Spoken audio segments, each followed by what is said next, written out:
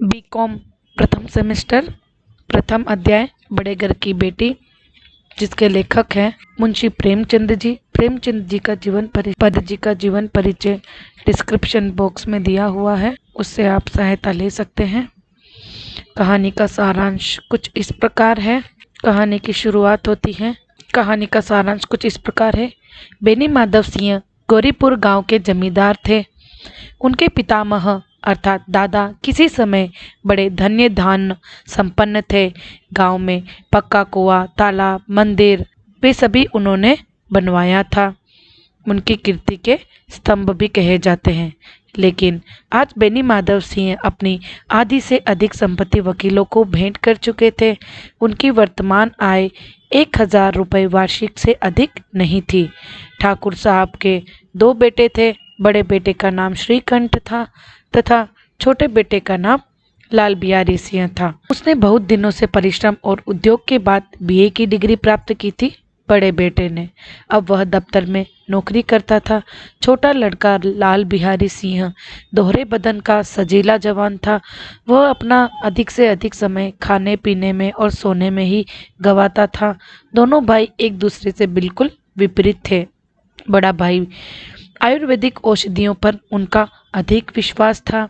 श्रीकंठ इस अंग्रेजी डिग्री के अधिपति होने पर भी अंग्रेजी सामाजिक प्रथाओं के विशेष प्रेमी नहीं थे और वे इन सब की निंदा और तिरस्कार भी करते थे। गौरीपुर में रामलीला के जन्मदाता भी श्रीकंठ को ही कहा गया है। प्राचीन हिंदू सभ्यता का गुणगान उनकी धार्मिकता का प्रधान अंग था। सम्मिलित कुटुंब के तो वो एकमात्र उपासक थे। सम्मिलित कुटुंब अर्थात संयुक्त परिवार। आजकल स्त्रियों को कुटुंब में मिलजुल कर रहने में जो अरुचि होती है, उसे वह जाति और देश दोनों के लिए हानिकारक समझते थे। आनंदी एक उच्च कुल की लड़की थी। उसके पिता एक छोटी सी रियासत के ताल्लुकदार थे। उनका नाम भूप सिंह था। बड़े उदार चित्त और प्रतिभाशाली पुरुष थे और उनकी कुल 7 बेटियां थी और देवयोग से सभी जीवित रही। पहली उमंग में तो उन्होंने 3 ब्याह दिल खोल कर किए। इस पर 15-20 हजार रुपये उन पर कर्ज भी हो गया था। आंखें खुली तो उन्होंने अपना हाथ थोड़ा समेट लिया। उनकी चौथी बेटी थी आनंदी, जो कि वह सभी बहनों में से गुणवती और रूपवती थी। भूप सिंह सबसे अधिक प्रेम अपनी चौथी बेटी आनंदी से करते थे। वे चाहते थे कि इसका विवाह कहीं अच्छी जगह पर हो जाए। एक दिन श्रीकंठ उनके पास किसी चंदे का रुपए मांगने आए थे। शायद नागरी प्रचारी का चंदा था। भूप सिंह उनके स्वभाव पर रीझ गए और धूमधाम से श्रीकंठ का आनंदी के साथ विवाह करवा दिया। आनंदी अपने नए घर आई तो यहाँ का रंग ढंग कुछ और ही देखा। जिस टिम टाम से उसे बचपन से आदत पड़ी हुई थी, वह यहाँ नाम मात्र भी नहीं था।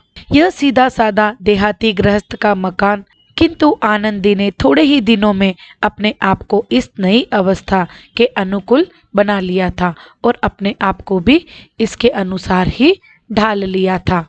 एक दिन दोपहर के समय लाल बिहारी सिंह 2 चिड़िया लिए हुए आता है और भाभी से बोलता है, इसे पका लो। इससे पहले आनंदी खाना बना चुकी थी, फिर भी वह बनाती है और घी देखती है तो था। हांडी में घी थोड़ा सा था और वो जितना भी घी था उसमें डाल चुकी थी।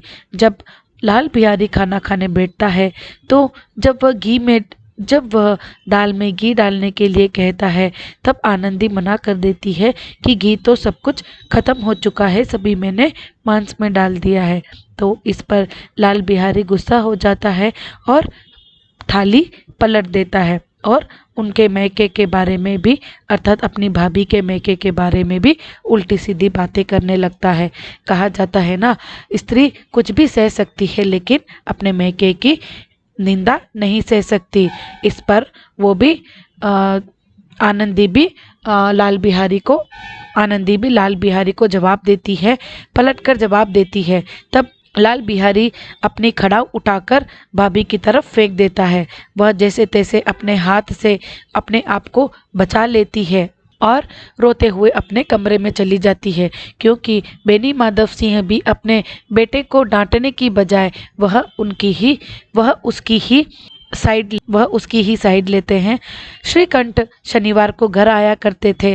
बृहस्पति को अर्थात गुरुवार को यह घटना हुई थी और 2 दिन वह गुस्से में रही और इंतज़ार करने लगी अपने पति के आने का। और जब वह श्रीकंठ आते हैं आनंदी से मिलने से पहले ही दोनों बाप और बेटे आनंदी के खिलाफ उसके मन में जहर पैदा कर देते हैं और कहते हैं कि अपनी पत्नी को समझा लो कि वह अपने मैके के सामने हम लोगों को कुछ नहीं समझती। श्रीकंठ खा पीकर आनंदी के पास गए। वह भरी बेटी थी, गुस्से से भरी बेटी थी। यह हजरत भी कुछ तीखे थे। आनंदी से पूछा, उन्होंने हृदय तो प्रसन्न है ना, मतलब खुश तो हो। आनंदी बात करती है, किस बात की खुशी? और वह उल्टा जवाब देते हैं कि आजकल तुमने इस घर में क्या उपद्रव मचा के रखा है। और वह रोने लगती है और सारी बात सुनाती है कि हुआ क्या है। लेकिन आनंदी की यह बात सुनकर श्रीकंठ की आंखें लाल हो गई। बोले, यह तक हो गया, इस लड़के की इतनी हिम्मत। आनंदी स्त्रियों के स्वभाव के अनुसार रोने लगी, क्योंकि आंसू उनकी पलकों पर रहते हैं। श्रीकंठ बड़े धैर्यवान और शांत पुरुष थे। उन्होंने कदाचित भी कभी क्रोध नहीं आता था। स्त्रियों के आंसू पुरुषों की क्रोधाग्नि को भड़काने में तेल का काम करते हैं। रात भर करवटें लेते रहे और गुस्से में एक पलक तक नहीं झपकाई और कल सवेरे उठते ही अपने पिता से जाकर कहा कि अब मेरा इस घर में निभाव नहीं होगा, या तो इस घर में लाल बिहारी रहेगा या मैं रहूँगा। जिस घर में स्त्री का सम्मान नहीं होता उस घर में मैं नहीं रह सकता। तब बेनी माधव सिंह भी लाल बिहारी के साइड ही बोलता है। तब वह एक बात तक सुनना नहीं चाहता है और दोनों में बहस छिड़ जाती है। दोनों फिर कुछ देर तक चुप रहे। ठाकुर साहब बोलते हैं कि लड़के का क्रोध शांत करना चाहते थे, लेकिन यह स्वीकार नहीं करना चाहते थे कि लाल बिहारी ने कोई अनुचित काम किया है, इसी बीच काम किया है, और वह अपने बेटे की ही साइड लेते हैं। तब श्रीकंठ बोलते हैं, अगर आपको वही ज़्यादा प्यारा है तो मैं इस घर से चला जाता हूँ अपनी पत्नी के साथ। ये सभी लाल बिहारी दरवाजे की चौखट पर चुपचाप बड़े भाई की बातें सुन रहा था। वह उनका बहुत आदर करता था। उसे कभी इतना साहस नहीं हुआ कि श्रीकंठ के सामने चारपाई पर भी बैठ जाए या हुक्का पी ले या पान खा ले। बाप का भी इतना सम्मान नहीं करता था जितना वह अपने भाई का सम्मान करता था, और श्रीकंठ भी उससे उतना ही स्नेह करता था, और लाल बिहारी भी अपने बड़े भाई से उतना ही स्नेह करता था। लेकिन ऐसे शब्द भाई के मुंह से आज दिन तक कभी लाल बिहारी ने नहीं सुने थे। वह फूट फूट कर रोने लगा। इसमें कोई संदेह नहीं था कि वह अपने किए पर पछता रहा था। उसको अपनी गलती का एहसास हुआ। वो कहता है कि अब मैं भैया के सामने नहीं आऊँगा। वह मेरी शक्ल तक देखना नहीं चाहते हैं। वे तो निर्दयता की मूर्ति बने हुए हैं, और मैं अब इस घर में मैं नहीं रहूँगा, मैं चला जाऊँगा। वह रोता हुआ घर गया। कोठरी में जाकर कपड़े पहने, आंखें पोंछी, जिसमें कोई यह न समझे कि रो रहा था। तब आनंदी के द्वार पर आकर बोला, भाभी, भैया ने निश्चय किया है कि वह मेरे साथ नहीं रहेंगे। अब वह मेरा मुंह तक देखना नहीं चाहते, इसलिए अब मैं जा रहा हूँ। उन्होंने फिर उनको कभी अपना मुंह नहीं दिखाऊंगा। मुझसे जो कुछ भी अपराध हुआ आप मुझे क्षमा करना। यह कहते कहते लाल बिहारी का गला भर आता है।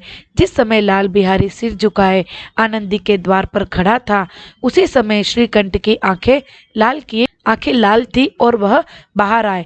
भाई को खड़ा देखा तो उससे नफरत से आंखें घुमा ली, मानो कोई परछाई से भी दूर भाग रहा हो। आनंदी ने लाल बिहारी की शिकायत तो की, लेकिन अब मन में पछता रही थी।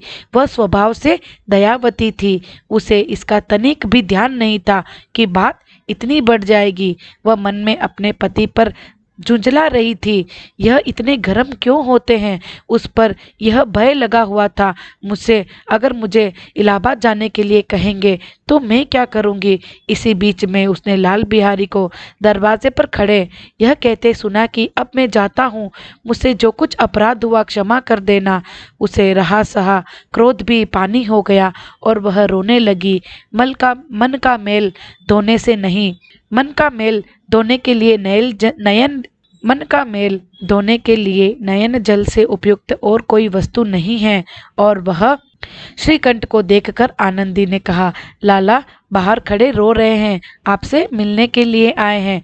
तो श्रीकंठ मिलने से मना कर देता है, लेकिन फिर आनंदी श्रीकंठ को समझाती है कि छोटी मोटी बात तो घर में होती रहती है। अब मैं आपको ईश्वर को साक्षी मानकर ये कहती हूँ कि मेरे मन में उनके प्रति कोई भी मेल नहीं है। और यह बात सुनकर श्रीकंठ का भी मन पिघल गया और वह अपने भाई को गले लगाकर फूट फूट कर दोनों भाई रोने लगे।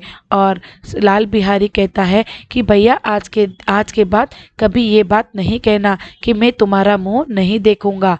इस पर बेनी माधव सिंह बाहर आए और दोनों भाइयों को गले मिलते देखकर आनंद से खुशी से पुलकित हो गए और बोल उठे कि बड़े घर की बेटियां ऐसी ही होती है। और वह आनंदी की समझदारी पर दाद देते हैं और कहते हैं कि समझदार लड़कियां बड़े घर की बेटियां ऐसी होती है जो बिगड़ता हुआ काम भी बना लेती है।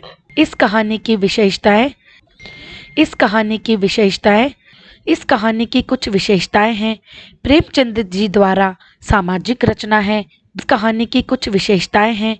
प्रेमचंद जी द्वारा सामाजिक रचना है।